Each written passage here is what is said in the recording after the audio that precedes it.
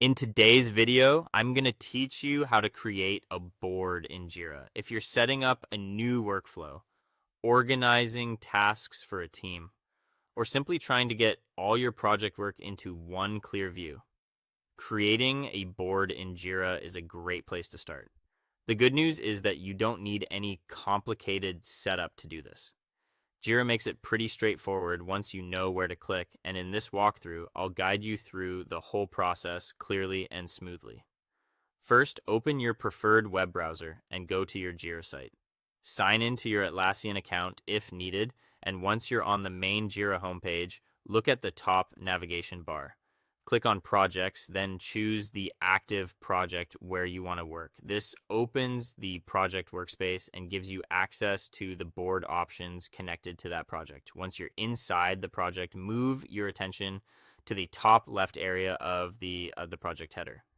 Near the project name, you should see the current board name displayed in a drop-down.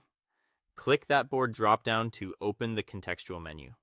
This is where Jira lets you switch between boards or access board-related actions for the current project. From that drop-down menu, scroll down until you find Create Board. In some Jira setups, you may first need to click View All Boards and then select Create Board from there. As soon as you do that, Jira opens the board creation window, which is where you'll configure the new board. Next, choose the type of board you want to create. You'll usually see two options, Scrum or Kanban. Pick Scrum if your team works in planned sprints with a backlog and regular sprint cycles. Choose Kanban if your team prefers a continuous flow of work, moving issues through columns without fixed sprint periods. Click the option that matches your workflow best. After that, Jira will ask how you want to source the issues for the board. You can create a board from an existing project or from an existing saved filter. Enter a clear and professional board name so it's easy to recognize later. Then use the project or saved filter drop-down to select the source you want the board to use. When everything looks right, click Create Board. Jira will then generate the board and load it on screen.